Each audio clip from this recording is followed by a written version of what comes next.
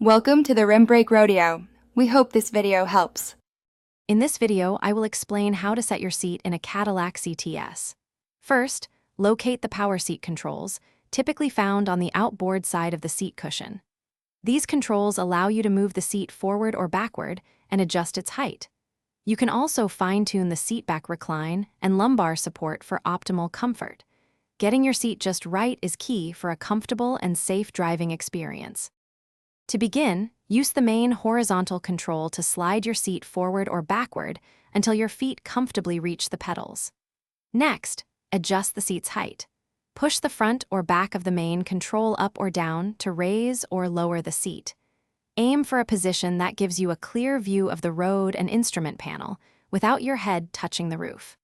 Once your basic position is set, focus on the seat back and lumbar support. Use the dedicated lever or button, usually on the side, to recline the seat back. Aim for an angle that supports your upper body without slouching. Then, adjust the lumbar support to gently fill the natural curve of your lower back. This helps maintain good posture and prevents fatigue on longer drives. Many Cadillac CTS models include a convenient seat memory feature.